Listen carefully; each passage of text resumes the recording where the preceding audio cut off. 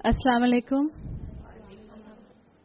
الحمدللہ رب العالمین وبہ نستعین ونصلی ونسلم علی خاتم النبیین امامنا وقدوتنا محمد ابن عبداللہ وعلی آلہ واصحاب الکرام. اما بعد، اعوذ باللہ من الشیطان الرجیم. بسم اللہ الرحمن الرحیم. رب اشرح لی صدری ویسر لی امری واحلل عقدۃ من لسانی یفقهوا قولی. اللهم علمنا ما ينفعنا وانفعنا بما علمتنا. اللهم ثبتنا عند الموت بلا الہ الا اللہ. اے ہمارے اللہ، ہمیں ہماری موت پر کلمہ لا الہ الا اللہ پر ثابت قدم رکھیے. آمین یا رب العالمین. آج ہم سب جس چیز کے لیے اکٹھے ہوئے ہیں وہ ایک ریمائنڈر ہے، اور ہم جب بھی قرآن کی بات سننے کے لیے اکٹھے ہوتے ہیں تو ہم مختلف قسم کی یاد دہانی اور ریمائنڈرز کے لیے ہی اکٹھے ہوتے ہیں. اس لیے کہ الحمدللہ مسلمان گھرانے میں آنکھ کھولنے کا فائدہ یہ ہے کہ ہم سب قرآن کو جانتے ہیں، ہم رسول اللہ صلی اللہ علیہ وسلم کو جانتے ہیں، اور ہم اسلام کی بیسک تعلیمات کو جانتے ہیں. ہم رمضان جو آنے والا ہے اس کے بارے میں بھی بہت سی معلومات رکھتے ہیں. ہو سکتا ہے آپ نے ابھی یہاں آنے سے پہلے اور بھی کئی استقبال رمضان کے نام سے پروگرام اٹینڈ کیے ہوں، تو آپ کے لیے آج جو بھی بات ہوگی وہ ریمائنڈر ہوگی، اور ہم کوشش یہی کریں گے کہ ہم قرآن اور رسول اللہ کی سنت کے مطابق اس علم کو لیں جس علم سے میں اور آپ جب رمضان میں داخل ہوں تو میرا اور آپ کا رمضان میں داخل ہونا مبارک ہو جائے، میرا اور آپ کا روزے رکھنا مبارک ہو جائے.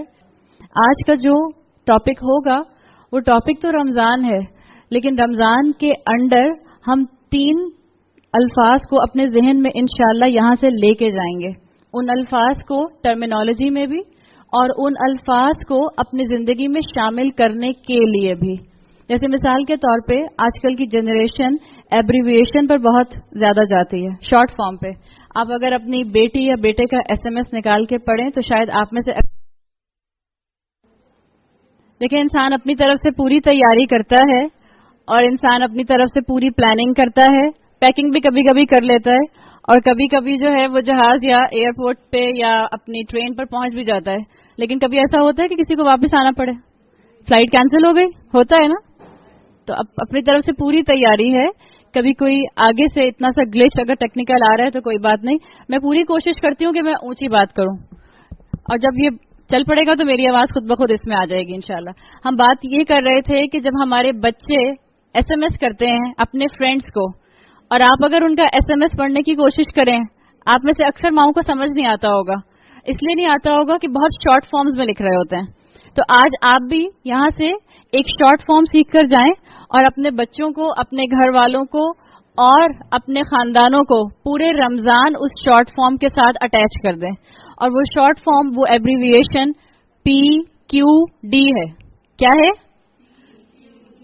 PQD. اور یہی 3 چیزیں اس ایبریویشن کو ہم کھول کر سمجھنے کی اس رمضان کے ذریعے سے آج کوشش کریں گے. P for purpose, Q for Quran, اور D فار دعا. ٹھیک؟ تو آج جو آپ ایبریویشن سیکھ کر جا رہی ہیں اور آپ نے اپنے گھر والوں کو سکھانی ہے وہ کیا ہے؟ PQD. اب جب ہم مقصد کی سب سے پہلے بات کرتے ہیں تو ہمیں سمجھنا یہ ہے میری اور آپ کی زندگی کا کوئی مقصد ہے. دیکھیں، اللہ تعالیٰ نے جب انسان کو تخلیق کیا تو اس سے پہلے اللہ تعالیٰ فرشتے تخلیق کر چکے تھے، فرشتوں کی مخلوق موجود تھی. اللہ تعالیٰ نے فرشتوں کو بتایا، سورہ البقرہ کی آیت نمبر 30 میں آتا ہے، اللہ تعالیٰ نے فرشتوں سے کہا کہ میں ایک مخلوق بنانے جا رہا ہوں، اور وہ مخلوق میرا خلیفہ ہوگی، میری طرف سے ایمبیسڈر ہوگی زمین کے اوپر. قرآن میں آتا ہے وَإِذْ قَالَ رَبُّكَ لِلْمَلَائِكَةِ إِنِّي جَاعِلٌ فِي الْأَرْضِ خَلِيفَةً. فرشتوں سے اللہ تعالیٰ نے کہا کہ میں اپنا ایک خلیفہ زمین پر بنا رہا ہوں. اللہ نے ان کو بتایا اور یہ بھی بتا دیا خلیفہ کہہ کے کہ میں ان کو اتھارٹی دے رہا ہوں. اس مخلوق کے پاس اتھارٹی ہوگی. فرشتوں نے یہ سنا کہ اللہ ایک ایسی مخلوق بنا رہا ہے جس کے پاس اتھارٹی ہوگی، تو فرشتوں نے کہا قالوا، فرشتوں نے کہا اتجعل فیہا من یفسد فیہا ویسفک الدماء، آپ ایک ایسی مخلوق بنا رہے ہیں جو خون خرابہ کرے گی، فساد کرے گی. یہ کیوں کہا تھا؟ اس لیے کہ اللہ تعالیٰ نے فرشتوں کو تو تخلیق کیا، لیکن ان کے اندر کوئی چوائس نہیں رکھی، ان کی کوئی ضروریات نہیں رکھی. اللہ نے فرشتہ تخلیق کیا اور اس کا ایک ہی کام رکھ دیا کہ وہ صرف اللہ کی عبادت کرے یا وہ کام کرے تو اللہ اس سے کہہ دے. بس یہ مقصد ہے فرشتے کا. جو مفسرین لکھتے ہیں کہ فرشتوں کو احساس ہوا ہوگا کہ ہم تو ایسی مخلوق ہیں کہ ہمارے پاس کوئی ضروریات ہی نہیں ہے، ہماری کوئی چوائس ہی نہیں ہے، اور اللہ اب جو مخلوق بنا رہا ہے اس کو اللہ چوائس دے رہا ہے، اس کو اللہ اتھارٹی دے رہا ہے. جس بیسس پر مفسرین کہتے ہیں کہ فرشتوں نے کہا کہ یہ مخلوق امپرفیکٹ ہے، یہ زمین پر جا کر فساد کرے گی اور خون بہائے گی. آپ دیکھیں جب انسان کوئی چیز بناتا ہے، انسان نے کتنی چیزیں ایجاد کی ہیں. آپ ہاتھوں پر گننا شروع کر دیں، یہ پنکھا ہے، یہ لائٹ ہے، یہ دروازے ہیں، مثال کے طور پہ ایئر کنڈیشنڈ ہے. انسان جو بھی چیز بناتا ہے وہ انسان چیز بناتا ہے اپنے فائدے کے لیے. انسان جس چیز کو بھی تخلیق کرتا ہے اس چیز کی اپنی کوئی فری ول نہیں ہوتی، اس کی کوئی اپنی مرضی نہیں ہوتی، بلکہ جو چیز انسان بناتا ہے وہ چیز انسان کو سرو کرتی ہے. انسان اپنی خدمت کے لیے بناتا ہے تاکہ اس کا زندگی گزارنا آسان ہو جائے. ایسا ہی ہوتا ہے.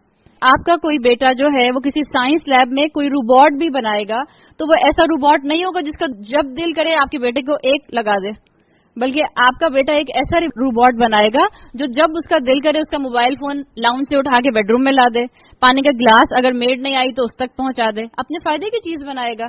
تو فرشتوں کو اس بات کے اوپر حیرت تھی کہ اللہ ایک ایسی مخلوق بنا رہا ہے جو خواہشات بھی رکھتی ہوگی، جو اللہ کے ساتھ تابع بھی ہوگی، لیکن اس کے ساتھ ساتھ اللہ کہہ رہا ہے کہ میں اس کو اتھارٹی بھی دے رہا ہوں.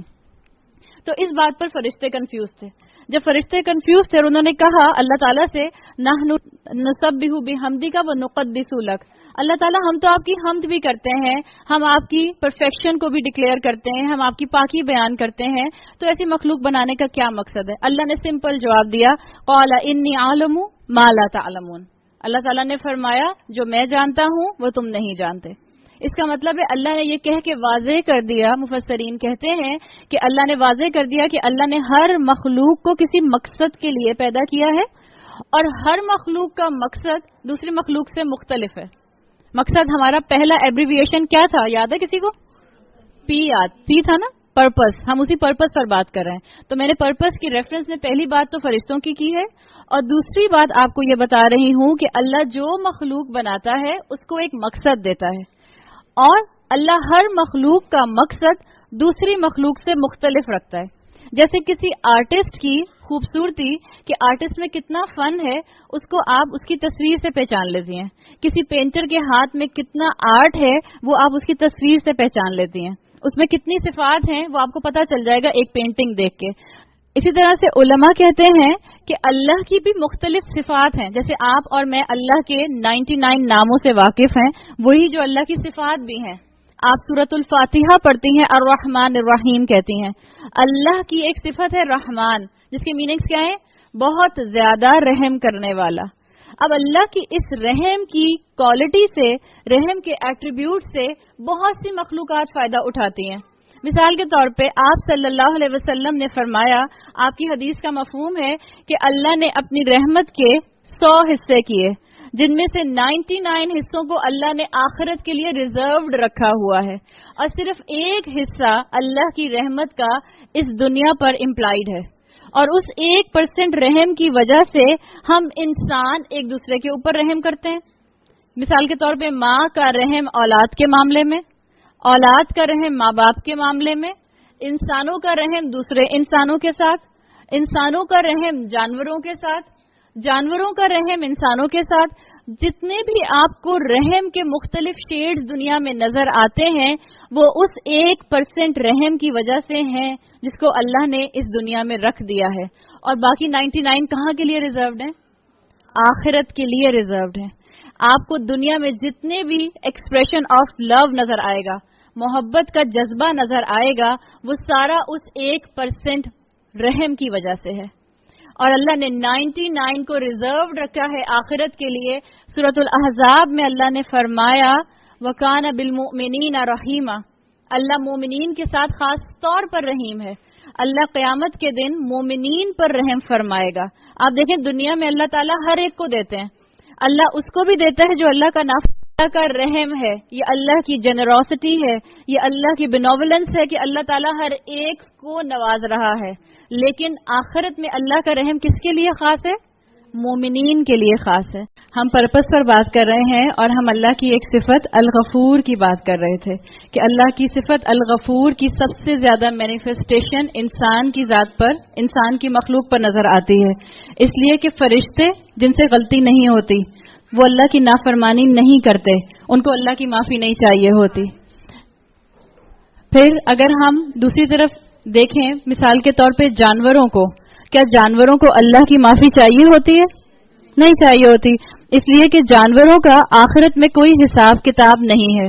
جانوروں کو بھی اللہ تعالی کی طرف سے معافی درکنار نہیں ہوتی. تو جو صفت رہ گئی الغفور کی، اس کا سارے کا سارا مینیفیسٹیشن صرف اور صرف انسان کی ذات پر نظر آتا ہے. اب آپ یہ دیکھیں، اللہ نے مجھے اور آپ کو کتنی نعمتیں دی ہیں. ہم میں سے ہر انسان اپنی نعمت کو دیکھے تو کیا کبھی آپ دیکھ سکتی ہیں کہ آپ کے پاس کتنی نعمتیں ہیں؟ کسی نے اپنی نعمتیں گنی ہیں کبھی؟ ہم میں سے کسی نے اپنی نعمتیں نہیں گنی. ہم اگر اپنی ایک نعمت یعنی سانس لینے کو بھی گننا شروع کریں تو آپ کے اور میرے سانس لینے میں کتنے ایلیمنٹ ساتھ ایک دوسرے کے مل کر یہ کام کرتے ہیں، ہم اس کو گن نہیں سکتے. سورہ ابراہیم کی آیت نمبر 34 میں اللہ تعالیٰ نے فرمایا وَإِن تَعُدُّوا نِعْمَةَ اللَّهِ لَا تُحْصُوهَا، اگر تم ایک اللہ کی نعمت اللہ آیا، اگر تم اللہ کی ایک نعمت کو گننے کے لیے بیٹھو تو تم اس کا احاطہ نہیں کر سکتے. صحیح؟ اللہ نے فرشتے پیدا کیے بغیر خواہشات کے، اللہ نے جانور پیدا کیے. جانوروں کے ساتھ کیا معاملہ ہے؟ جانوروں کے ساتھ یہ معاملہ ہے کہ جانور اپنی خواہشات پوری کرتا ہے بغیر کسی ریسٹرکشن کے. اس کا جب دل چاہتا ہے سوتا ہے، اس کا جب دل چاہتا ہے کھاتا ہے. یہاں سے پلیز کچھ لوگ پیچھے کے کمرے میں چلے جائیں، اب آواز آ جائے گی تاکہ آنے والے جو ہیں ان کو جگہ مل جائے. جزاک اللہ خیر. رسول اللہ صلی اللہ علیہ وسلم نے فرمایا محفل میں کشادگی کرو. محفل میں کشادگی کرنے سے دلوں میں بھی ایک دوسرے کے لیے کشادگی آتی ہے. آپ سب لوگ پلیز ایک دو رو پیچھے چلی جائیے. یہاں سے سب اس کمرے سے آہستہ آہستہ جاتے جائیے، ہم بات کرتے جاتے ہیں. جزاک اللہ خیر. تو اللہ تعالیٰ نے جانوروں کو پیدا کیا ہے، ان کو خواہشات دے دیں اور وہ بغیر ریسٹرکشن کے اپنی خواہشات پوری کرتے ہیں. جب ان کا دل چاہتا ہے سوتے ہیں، جب ان کا دل چاہتا ہے کھاتے ہیں.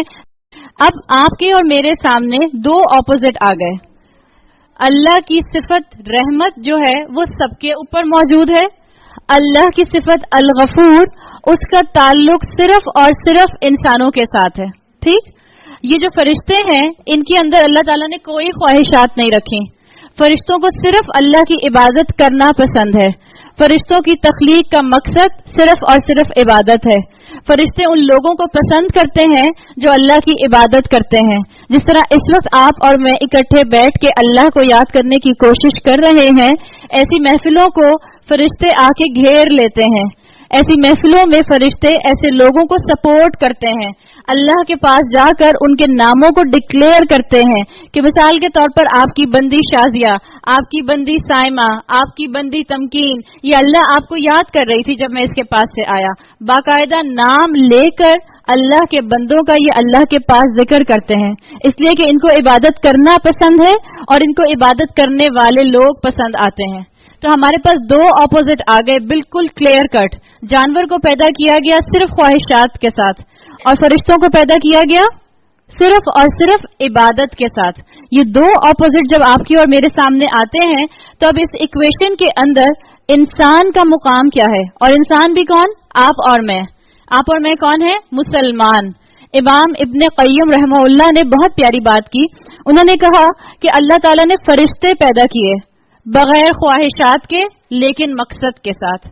اللہ تعالیٰ نے جانور پیدا کیے بغیر مقصد کے لیکن خواہشات کے ساتھ. اور اللہ نے انسان کو پیدا کیا کس کے ساتھ؟ دونوں کے ساتھ.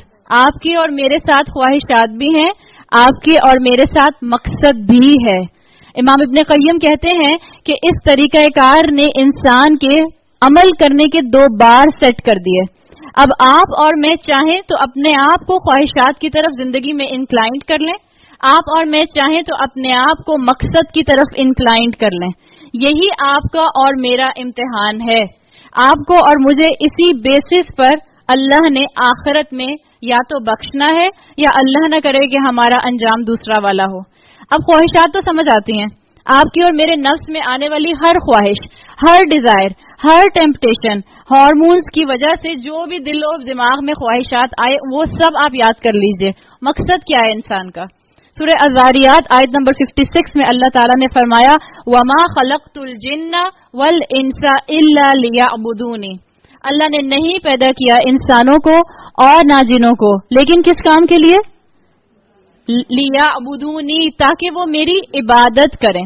آپ کو اور مجھے کس کام کے لیے پیدا کیا گیا ہے؟ عبادت کے لیے پیدا کیا گیا ہے.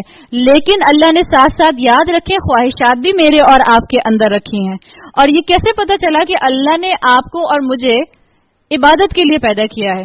ایک تو قرآن کی اس آیت نے بتایا، پھر اس کی عملی لیجسلیشن دیکھیں، پریکٹیکل لیجسلیشن کیسے میرے اور آپ کے سامنے آئی. رسول اللہ صلی اللہ علیہ وسلم جب معراج پر تشریف لے گئے تو کتنی نمازیں انیشیلی فرض ہوئی تھیں؟ 50 نمازیں، 50 نمازیں. 50 نمازوں کو رسول اللہ کی امت پر فرض کیا گیا تھا، اور یہ کہا گیا تھا کہ آپ کی امت کو یہ 50 نمازیں پڑھنی ہے. جن کو کم کرتے کرتے، جن کی کنسیشن کرتے کرتے ان کو کتنی نمازیں کر دیا؟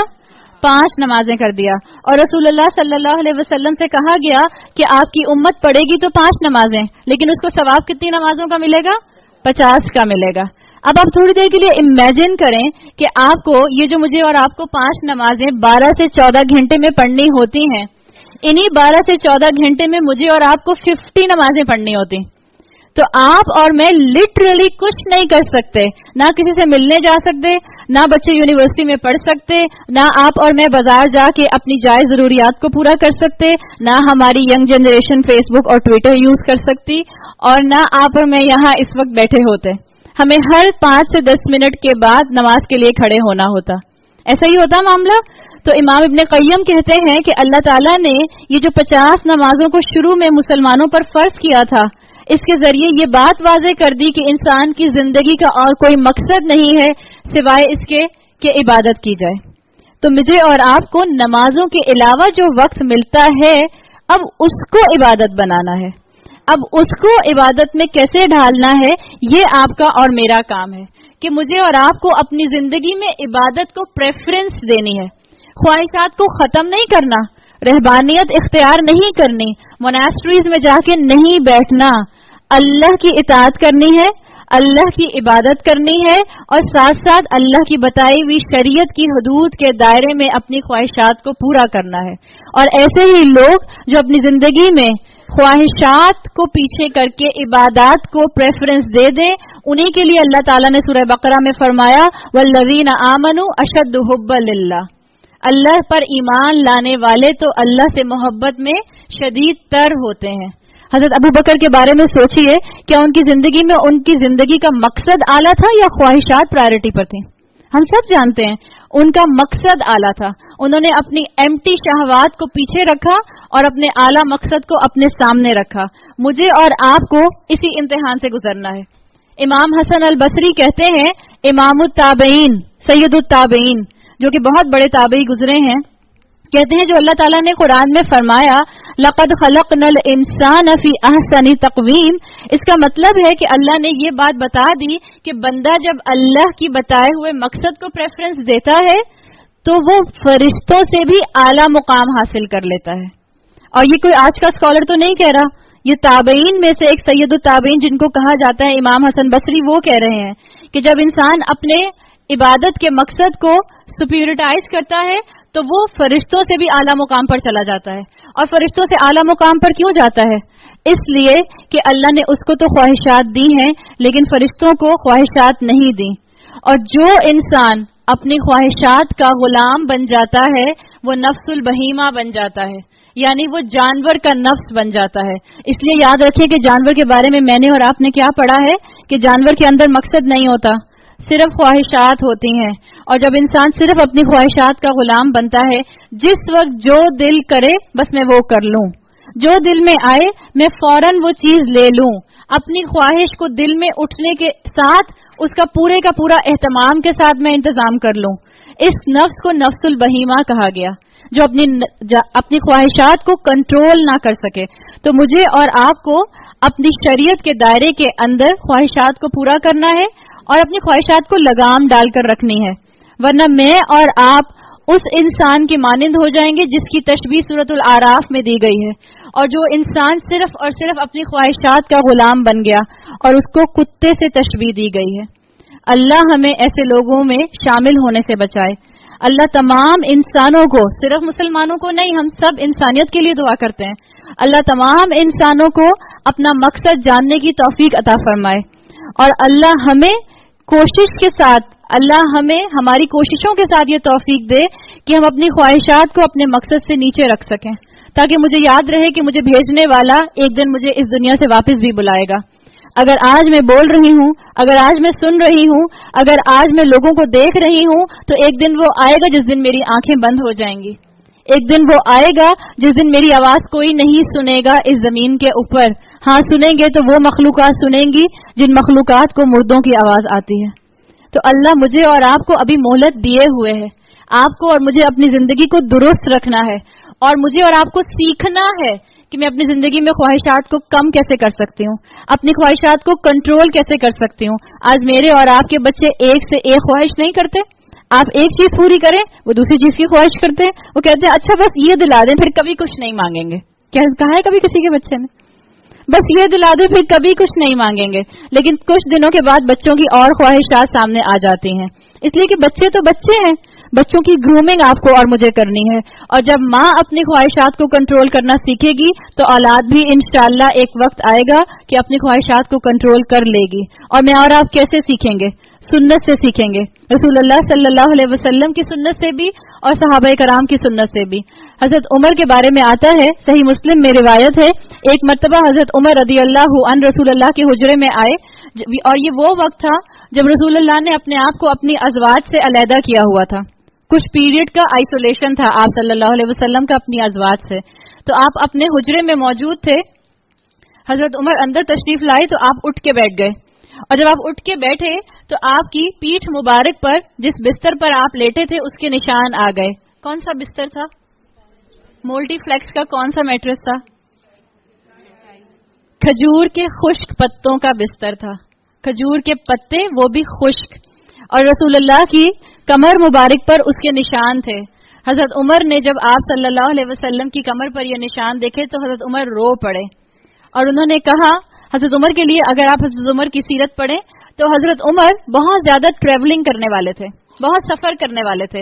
انہوں نے روم کے پیلسز، محلات دیکھے تھے، انہوں نے رومن امپائرز کی لگژریز دیکھی تھیں. حضرت عمر نے رسول اللہ سے فرمایا، یا رسول اللہ آپ اس سے کہیں زیادہ ڈیزرو کرتے ہیں، اور حضرت عمر ان کو دیکھ کے رونے لگے. آپ صلی اللہ علیہ وسلم نے فرمایا، افی شکن انت یا ابن الخطاب، اے ابن خطاب کیا تمہیں کوئی شک ہے؟ اولئک قوم اجلت لهم طیباتهم فی الحیات الدنیا، وہ تو ایسی قوم ہے جن کے طیبات، یہاں پر حرام کی بات نہیں ہو رہی، طیبات کی بات ہو رہی ہے، جن کے طیبات ان کو دنیا میں دینے کی جلدی کی گئی ہے. رسول اللہ حضرت عمر کو تسلی دے رہے ہیں کہ یہ تو وہ قوم ہے، یعنی جو آس پاس کے رومن امپائرز ہیں، یہ وہ قوم ہے جن کو ان کے طیبات دینے کی جلدی کی گئی ہے. پھر آپ صلی اللہ علیہ وسلم نے فرمایا، اما ترضى یا عمر ان یکون لهم الدنیا ولنا الآخرہ. حضرت عمر سے کہا، عمر کیا تم یہ نہیں چاہتے ہو کہ ان کے لیے دنیا ہو اور ہمارے لیے آخرت؟ حضرت عمر یہ سن کر خاموش ہو گئے، اور کچھ دیر خاموش ہونے کے بعد بولے، استغفر لی یا رسول اللہ، یا رسول اللہ مجھے معاف فرما دیجئے. یعنی انہوں نے فوراً اپنی اصلاح کر لی. یہ ان لوگوں کے ایمان تھے، یہ ان لوگوں کا خواہشات پر اپنے ہولڈ کرنا تھا. ہم تو خود اپنی خواہشات پر ہولڈ نہیں کر سکتے، اپنی اولادوں کو نہیں سکھا سکتے کہ اپنی خواہشات پر ہولڈ رکھو. ہم کیسے سنت رسول پر عمل کرنے کے دعوے کرتے ہیں، ہم کیسے رسول اللہ پر جان قربان کرنے کے دعوے کرتے ہیں. آپ کو اور مجھے خواہشات کو قربان کرنا سیکھنا ہے. حضرت عمر کے بارے میں آتا ہے کہ حضرت عمر جب خلیفہ بنے ہیں، اور آپ جانتے ہیں کہ حضرت عمر تقریباً آدھی دنیا پر رول کر رہے تھے، اسلام بہت زیادہ پھیلا ہے حضرت عمر کے دور میں. شام کے طرف سے بہت زیادہ مال و دولت اسلام کے اندر آیا، اور ایک مرتبہ حضرت عمر شام میں تھے اور ان کو بہت ہی شاندار میل سرو کیا گیا، کھانا سرو کیا گیا. حضرت عمر نے اتنا شاندار کھانا، اتنا شاندار دسترخوان اس سے پہلے نہیں دیکھا تھا.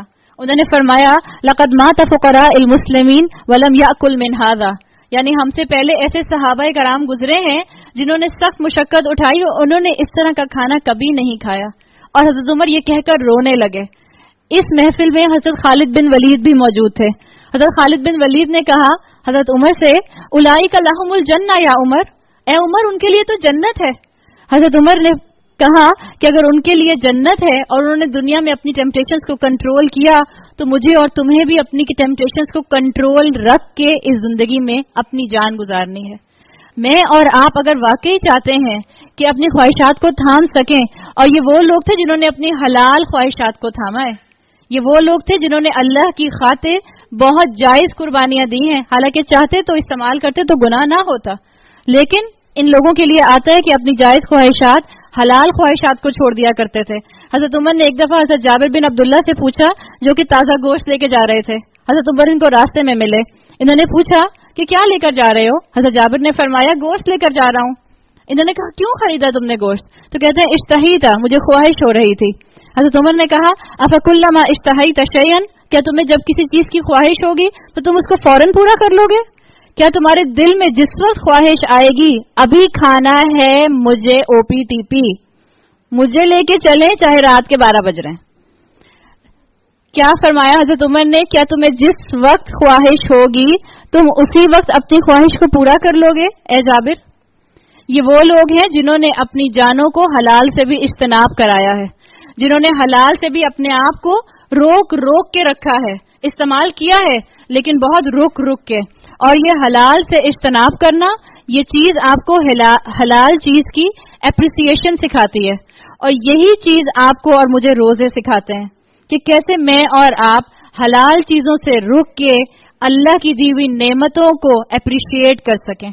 اس لیے کہ جو انسان جب تک کسی چیز کو چھوڑے نہیں، جب تک اس سے اجتناب نہ کرے، اس سے گریز نہ کرے، اس کو ٹیمپریریلی چھوڑ نہ دے چاہے وہ حلال ہو، جب تک وہ اس کو اپریشیٹ نہیں کر سکتا. حضرت عمر کہا کرتے تھے چاہے تمہارا بستر کتنا ہی کمفرٹیبل کیوں نہ ہو کبھی اس سے الگ ہو کے سو، تاکہ تم جب دوبارہ اس بستر پر جاؤ تو وہ نرم بستر تم کو یاد دلائے کہ اللہ نے تم کو کتنی اچھی نعمت دی ہے. ہمیں کبھی یاد آتا ہے کہ ہم اپنے بستر سے اتر کے نیچے ٹائلز پر آ کے سو جائیں؟ کبھی نہیں ہمیں خیال آتا. تو سیرت کو جاننا، رسول اللہ کی بھی اور صحابہ کرام کی بھی. تو اللہ تعالیٰ نے جو رمضان کے روزے فرض کیے ہیں، آپ یہ دیکھیں کہ ان رمضان کے روزوں کا ایک مقصد کیا رکھا گیا کہ میں اور آپ اللہ کی دی ہوئی حلال نعمتوں کو اپریشیٹ کر سکیں، چاہے وہ کھانا پینا ہے. شدہ خواتین جو یہاں بیٹھی ہیں اور جن کی شادیوں کو 10 سال ہو چکے، اپنے شوہروں کو ہم بہت فار گرانٹیڈ لیتے ہیں یا نہیں لیتے ہیں؟ سب جانتے ہیں ہم اپنے شوہروں کو بہت فار گرانٹیڈ لیتے ہیں. ان کی بھی قدر آئے گی، اور اللہ کرے کہ ہمیں حلال سے اجتناب کرنے میں ان کی بھی قدر آئے. تو مجھے اور آپ کو حلال سے اجتناب کرایا گیا تاکہ آپ اور میں وہی پانی جو ہمارے ڈسپینسر اور کولر اور فریج اور فریزر میں بے شمار بھرا ہوتا ہے، وہ ایک گھونٹ جب آپ کی اور میرے گلے سے افطار کے ٹائم اترتا ہے تو کتنا میں اور آپ اس کی قدر کرتے ہیں، کیسے مجھے اور آپ کو وہ نیچے اسٹمک تک جاتا ہوا محسوس ہوتا ہے. اس کو کہتے ہیں اپریشیٹ کرنا. آپ کو وقتی طور پہ اس حلال پانی سے روکا گیا، کیوں؟ تاکہ جب آپ اس کو پئیں تو اس کو اپریشیٹ کر سکیں، اس پر اللہ کا شکر ادا کر سکیں. آپ کو حلال کھانے سے روکا گیا، کیوں؟ تاکہ جب آپ وہ حلال کا نوالا افطار کے بعد اپنے پیٹ میں ڈالیں، اپنے منہ میں ڈالیں، وہ پہلا نوالا آپ کو اپریشیٹ کرا سکے کہ اللہ آپ نے مجھے کتنی نعمتیں دی ہیں. بلکہ سبحان اللہ، ہم تو اپنے دسترخوان پر آ کر جب بیٹھتے ہیں اور ابھی روزہ نہیں کھلا ہوتا، ہم اپنی نعمتوں کو دیکھ کر، اتنی لیوش افطاریوں کو دیکھ کر اس وقت ہی دل سے اللہ کا شکر نکلتا ہے کہ اللہ آپ کا احسان کہ آپ نے اتنی نعمتیں دی ہیں. آپ دیکھیں یہ اس حلال سے اجتناب کرنے کے بعد اس کو اپریشیٹ کرنا ہی ہوتا ہے کہ آپ افطار میں ہر گھونٹ، ہر نوالا اتنا کانشیس ہو کے لیتے ہیں کہ بھری ہوتی ہیں آپ کے دسترخوان اور ٹیبلز، لیکن اتنی جلدی ہمارا پیٹ کیوں بھر جاتا ہے؟ آپ دیکھیں کیوں بھرتا ہے ہمارا پیٹ اتنی جلدی؟ ہم کہتے ہیں افطار سے پہلے تو دل چاہ رہا تھا یہ بھی بنا لو، یہ بھی منگا لو، یہ بھی منگوا لو، لیکن جب افطاری کی تو فوراً پیٹ بھر گیا. کیوں فوراً پیٹ بھر جاتا ہے؟ اس لیے کہ آپ نے ہر نوالے کو اپریشیٹ کیا ہے. آپ نے ہر نوالے پر دل سے اللہ کا شکر ادا کیا ہے. اس اپریسیشن نے آپ کو سکھا دیا اللہ کا شکر کیسے ادا کرنا ہے. تو کبھی کبھی خود کو انکمفرٹیبل کریں. اسی لیے اللہ تعالیٰ نے آپ کو اور مجھے ابھی پسینہ نکلوا کے انکمفرٹیبل کیا ہے. کبھی اے سی کے بغیر بیٹھیں گے تو اے سی کی نعمت یاد دلائے گی کہ کتنی بڑی نعمت ہے. ہمارے گھروں میں تو یوں اے سی چلتے ہیں اور ہم مزے سے اپنے کمروں کے اندر آ کے اے سی میں سو جاتے ہیں. ان کا سوچیں جو ہمارے ہی 1-1 کلومیٹر کے فاصلے پر رہتے ہیں، جن کے گھروں میں لائٹ بھی خوب جاتی ہے اور ان کے گھروں میں ایک پنکھا ہوتا ہے، اور اس ایک پنکھے کے اندر ایک کمرے میں 8 لوگ ہوتے ہیں. ہم تو اے سی کی اپنے فنس کو بھی اپنی طرف کر کے کہتے ہیں ساری ہوا اپنی طرف لے لی، حالانکہ پورا کمرہ ٹھنڈا ہو رہا ہوتا ہے. تو اپریشیٹ کرنا سیکھیں. کبھی اے سی کے بغیر رہنا پڑے تو بھی کہیں الحمدللہ، اللہ کی رحمت ہے. دوسرا، اللہ تعالیٰ رمضان کے روزے رکھوا کے آپ کو اور مجھے یہ بتانا چاہ رہے ہیں کہ آپ کی اور میری خوشی کا سامان ان دنیا کی چیزوں میں نہیں ہے، بلکہ آپ کی اور میری اصل خوشی، اصل راحت عبادت میں ہے. اور اللہ تعالیٰ نے سکون اور رحمت کو، اللہ نے سکون اور خوشیوں کو جنت اور اپنی اطاعت اور اپنی عبادت میں رکھ دیا ہے. ہم اسے کہاں ڈھونڈتے ہیں؟ دنیا کی نعمتوں کے اندر. اے سی اچھا ہو، گھر بڑا ہو، گاڑی کمفرٹیبل ہو، کپڑے وارڈروب بہت اچھی ہو، بالکل فریش ہو، ریفریش ہو جائے ہر سیزن پہ، ہم اس کو اپنی خوشیوں کا باعث سمجھتے ہیں. جبکہ اللہ نے کیا کہا ہے کہ اللہ کے ذکر کے اندر دلوں کا اطمینان ہے، اللہ کی عبادت کے اندر دلوں کا سکون ہے.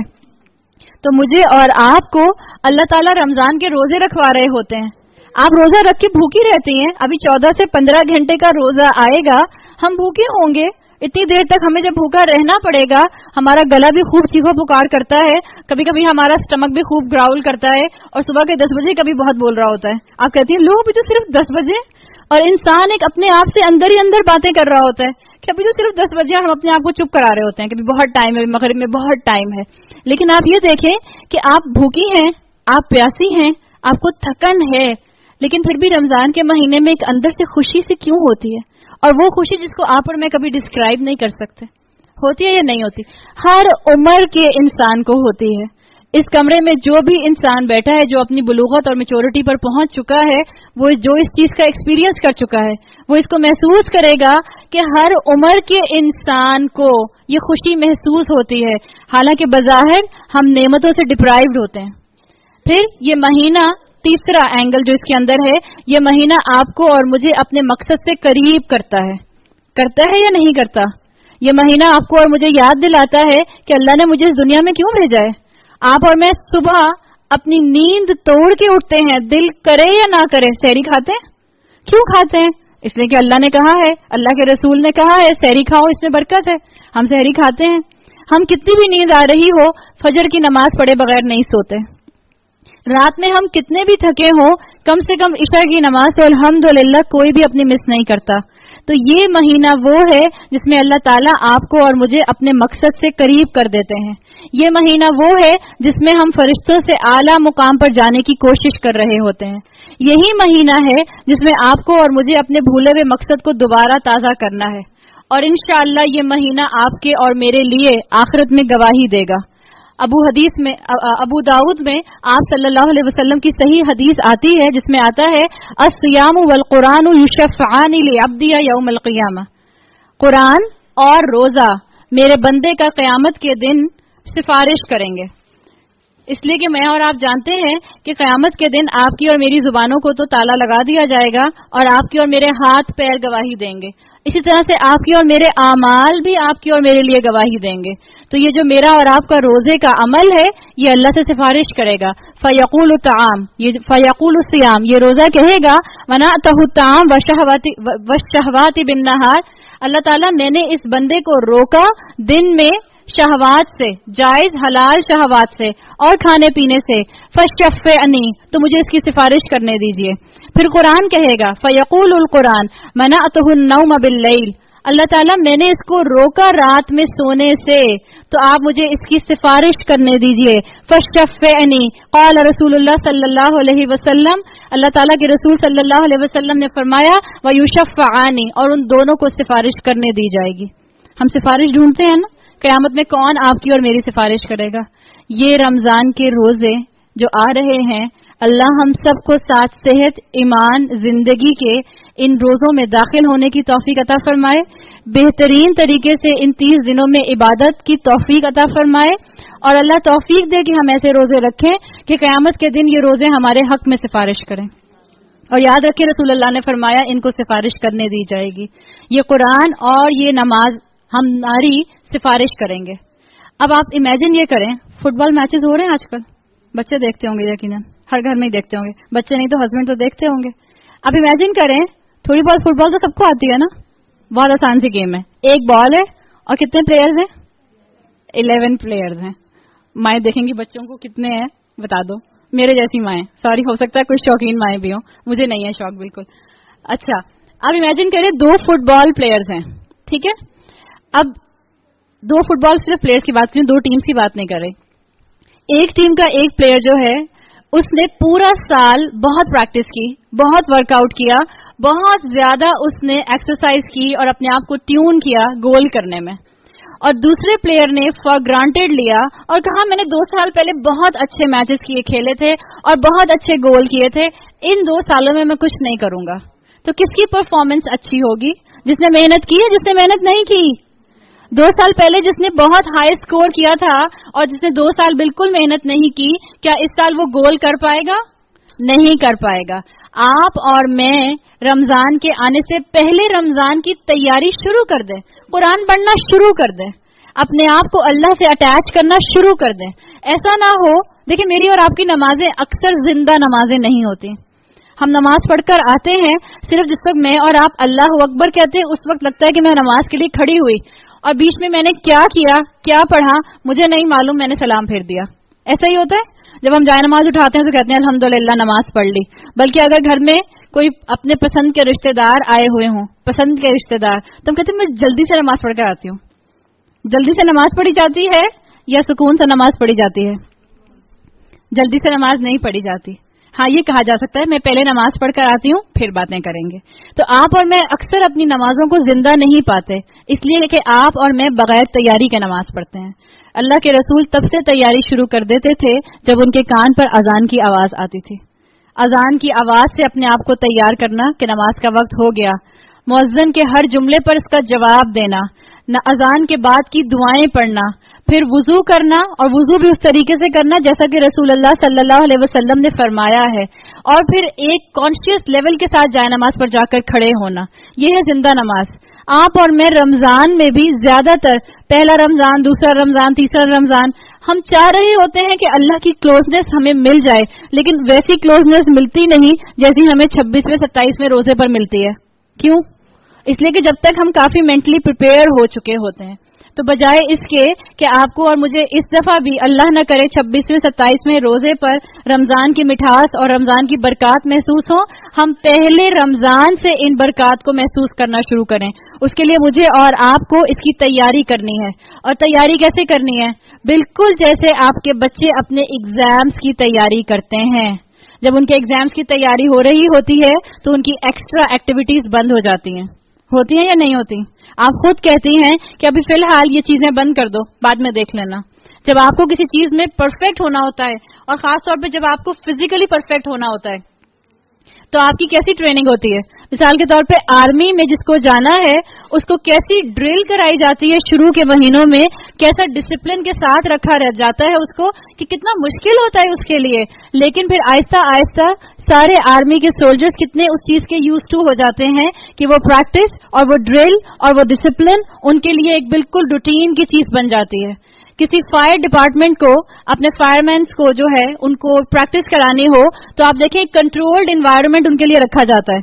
उनको एक कंट्रोल एनवायरनमेंट में, इमारत में सचमुच बिल्डिंग में आग नहीं होती बल्कि सिर्फ आग लगा के उनको प्रिटेंड कराया जाता है, उनको ड्रिल कराई जाती है कि अगर सचमुच की सिचुएशन होगी तो रियल लाइफ इवेंट में उनको कैसे परफॉर्म करना है, उनको पहले से प्रैक्टिस कराई जाती है। आपके और मेरे लिए ये जो रमजान के रोजे आते हैं जिसमें आपको और मुझे खूब भूख लगती है, सच्ची बात है, हम माने या ना माने जुबान से भूख तो लगती है, इसलिए कि आदत नहीं है सुबह सुबह कुछ खाने की। 90% लोग, मेरे ख्याल है जितनी यंग क्राउड यहाँ बैठी है कमरे में, इन सारे कमरों में 90% जनरेशन हमारी जो है वो सहरी खाने वालों में से नहीं है। दूध का गिलास बड़ी मुश्किल से पिया, ओ वॉमिट आ जाएगी, بیٹا سیریل کھا لو، نہیں کھایا جاتا نا، آپ کو بتایا ہے نا نہیں کھایا جاتا. بیٹا ایک کباب کھا لو، اوف اتنی صبح صبح کون کباب کھاتا ہے. آپ کے اور میرے بچے ہم تو پھر بھی کسی طرح سے، اس لیے کہ ہم سمجھتے ہیں کہ ہمیں انرجی چاہیے اور ہماری عمر کا بھی تقاضا ہے کہ ہمارا انرجی لیول ڈراپ ہو جائے گا 11 بجے کے بعد، تو ہم سحری کھاتے ہیں، لیکن ہمارے بچے سحری نہیں کھاتے. ایک تو اسٹیمنا ہوتا ہے الحمدللہ اس عمر میں، پھر بچوں کو عادت نہیں ہوتی، اور پھر انہی بچوں کو 12 بجے کے بعد اتنی بھوک لگتی ہے کہ کبھی ایک صوفے پہ گر رہے ہوتے ہیں اور کبھی دوسرے صوفے پہ گر رہے ہوتے ہیں، اور پھر اماں کہہ رہی ہوتی ہے میں نے کہا تھا نا سحری کھا لو. اچھا ہوا، سب ماؤں کا ایک ہی جملہ. تو دیکھیں بھوک لگتی ہے، لیکن آپ اپنے سٹمک کو بھی، آپ اپنے تھروٹ کو بھی یہ بات سمجھاتی ہیں کہ دیکھو چاہے پیاس لگے چاہے بھوک لگے، مغرب سے پہلے میں کچھ نہیں کھا سکتی. ہمارے کتنے چھوٹے چھوٹے بچے روزہ رکھتے ہیں، اگر 13 سال کا بچہ یا بچی بھی روزہ رکھے وہ بھی وضو کرتے میں پانی نہیں پی لیتا کہ جلدی سے پانی پی لیتا ہوں کسی کو پتا نہیں چلے گا، بلکہ بچے آپ سے الٹا آ کے کہتے ہیں اماں میں کلی کرتے میں مجھے لگ رہا ہے میں پانی پی گئی ہوں، اور تھوکے جائیں گے. اماں کہیں گے بیٹا اور حلق خشک ہو جائے گا، کہیں گے نہیں مجھے لگ رہا ہے میں نے پانی پی لیا. یہ اس رمضان کے مہینے کی برکت ہے کہ ایک مسلمان چاہے وہ باقی زندگی میں کیسا بھی مسلمان ہو، اس کو اس رمضان میں اللہ بہت قریب محسوس ہوتا ہے، اس کو اس رمضان میں اللہ کی بات ماننے کا بہت دل چاہتا ہے. اور یہ وہ مہینہ ہے جس میں اللہ تعالیٰ آپ کے اور میرے دل کو تربیت دے رہے ہوتے ہیں. جیسے کسی آرمی کی ڈرل کے ساتھ تربیت ہو رہی ہوتی ہے، اس کی ٹریننگ ہو رہی ہوتی ہے، کسی فائر ڈپارٹمنٹ کی ڈرل کرا کے ان کی ٹریننگ ہو رہی ہوتی ہے، اس رمضان کے مہینے میں آپ کی اور میری ڈرل کرا کے تربیت دی جا رہی ہوتی ہے